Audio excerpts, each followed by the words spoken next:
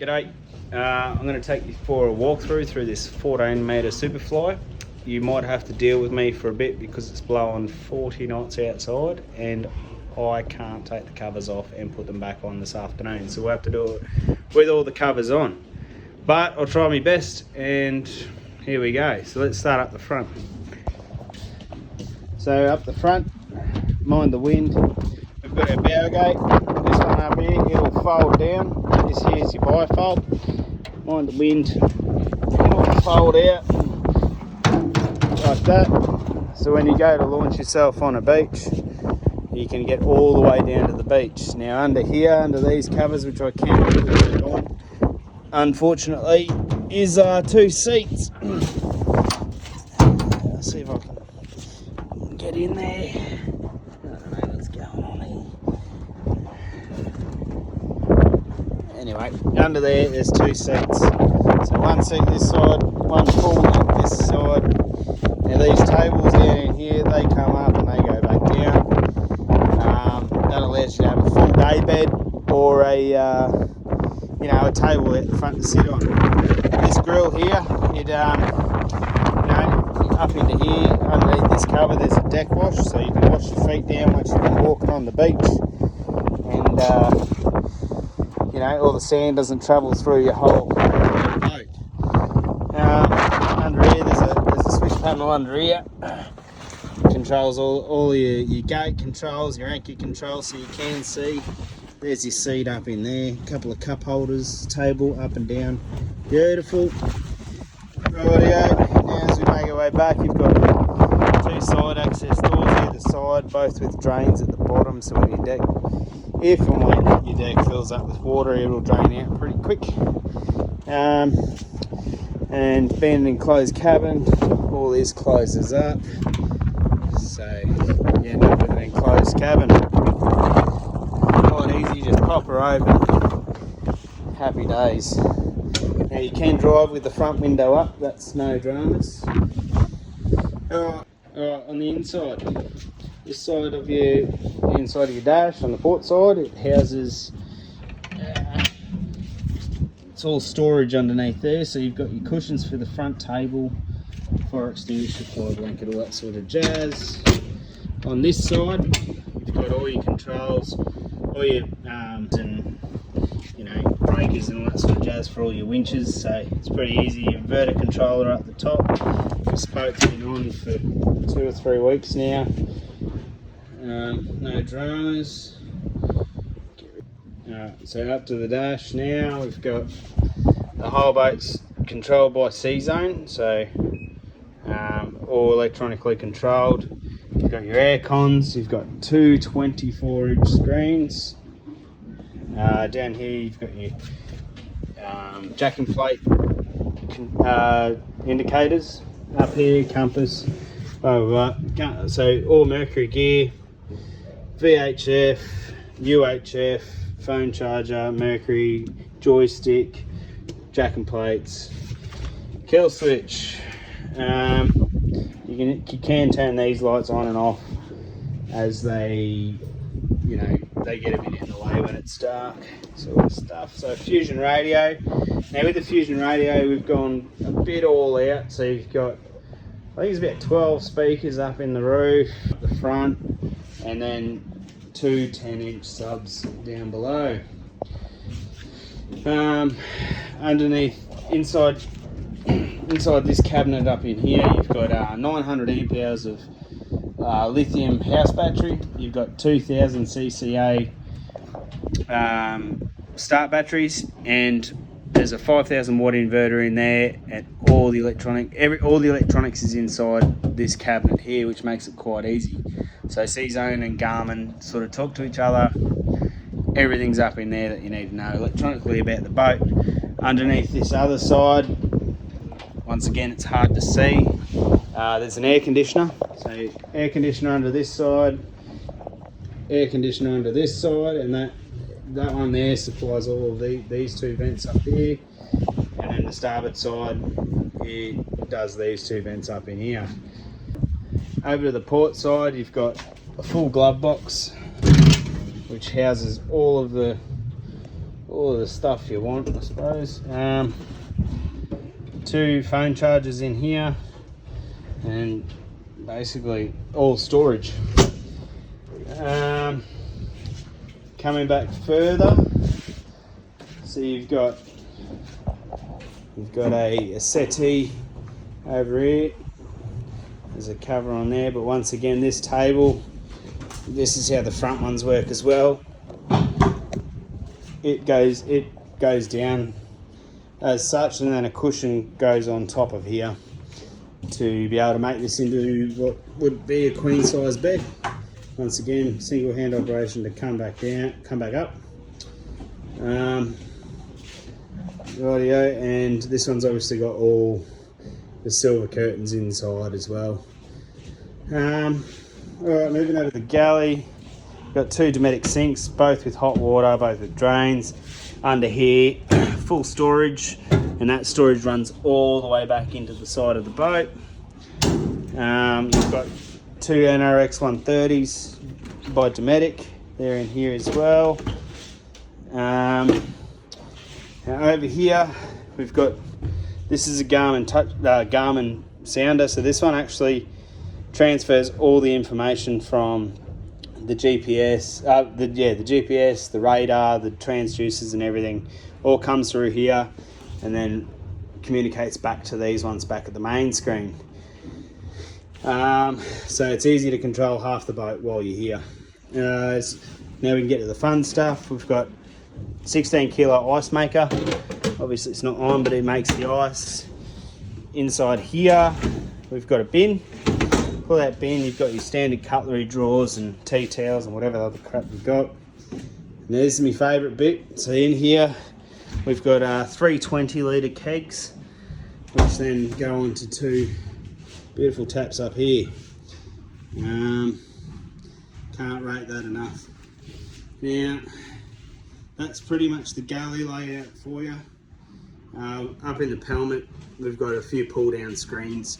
They're just courtesy blinds. They just pull down and they act as like a shade for when you pulled up. A little bit of courtesy, and they just simply retract back up. There you go. Forgot another good bit. So in here, behind all the towels, we're just protecting the tops. So in here as well, we've got a 40-litre ice bin. So, you know, fair bit of ice in there. You could fit a couple of wines, shandies. Underneath this seat is the hot water system and the black tank. They are the only 2 things inside this seat.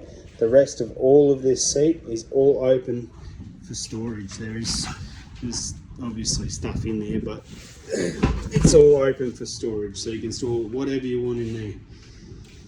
The bathroom, another cracker piece. So in here, this is your bathroom.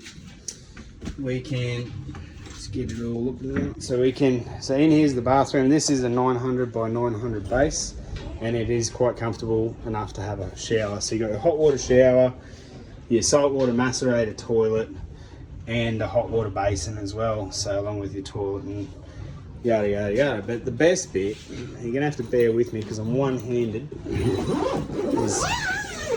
is all that can get zipped up. So that is the shower unit that we just looked in, and then just simple one hand and the whole thing folds down away. Crap, it's a toilet brush there. So the whole thing folds away into absolutely nothing. So, and quite simply, it's an easy flick up on gas struts, comes up itself, and then unzip all that up, and that's your bathroom. It's a simple touch light. There you go, touch light, beautiful. Keeps the ladies happy. Alright, moving back further, considering we've got the bar, we've also got the bar stools. So those bar stools are just pretty handy for drinking some beers. And up in here as well, another storage cabinet, full locker in there. That'd be 1 metre by 700 or so. So that's the front of the boat. Back over here. In here you've got your pumps and your water filling station, your pump out station, all that sort of jazz. Cup holders light up. So this here's the day lounge. You've got cold water wash there. This reverses so you can lay backwards and enjoy the view. Mind you, all of this screen disappears, but I literally cannot take it off and put it back on with this weather, which is a bit unfortunate. So as you can see through here, all this sea deck through here, this whole side actually folds all the way level and flat. You've got a lock here on the side which will stop it from opening up if anything ever fails. You got your controls here for the winches that control this side of the wing, and also the jet ski winch and the duck board up and down. So same again this side, all this sea deck folds out. The boat actually becomes about 6.5 meters wide. You know, perfect for entertaining. Once again, you've got all your controls here for the wing and the electronic wash through the engines. So this here is the duck board. Sorry about the curtains again, but so this here will fit 3. So a big jet ski will fit onto this, and it'll pivot down into the water all the way down. There'll be some videos where it does show that. You can actually drive your jet ski on. There's a jet ski winch inside this seat, so you can winch it up in all happy days. I'll go outside if I can and show you the back of the boat, but up under here, so inside this one, you've got all your control boxes for your Mercuries and all that sort of jazz. Under here's the winches for the duck board, winch for the duck board. And it gets more interesting as you go further forward. So up under this one here, so 3,500 watt generator, and also here as well, mind the video, there's a 75 litre jet ski refueling station. So you can pull your jet ski up onto the back duck board over there. You can fill it right up. That runs out of the main tank on the starboard side. Right, we're going to go outside. You're going to have to bear with me in the wind. You've got your mooring cleats down the side. There's 4 of them. So yeah, this whole section from here all the way down, that all folds out level. On the back, 2 600s. They've currently only got 30 something odd hours on them, so they're pretty good. And as the only person that's driven this boat, yeah, I reckon they're good. So then in here we've got Dometic mega jacking plates, which are good for the 600s obviously. Now let's go back here. So you've got locking pins in here for your duck board. So a couple of bait boards either side. Barbecue over here, gas bottle under there. So this whole duck board, it drops into the water so you can pull your jet ski up. Now the trick is if you pull these 2 out, you can push this down, and this whole, so this ramp will become, you know, on an incline, and then this ramp with these guy ropes will then level out on top of the water, so you can actually go all the way down and sit 150 mil above the water. Apart from that, there's not too much else out here. Up the top you've got Sat TV, there's a dummy dome up there, and then you've got your radar, of course, your VHF and UHF aerial. So this is the whole boat. Pretty sleek looking.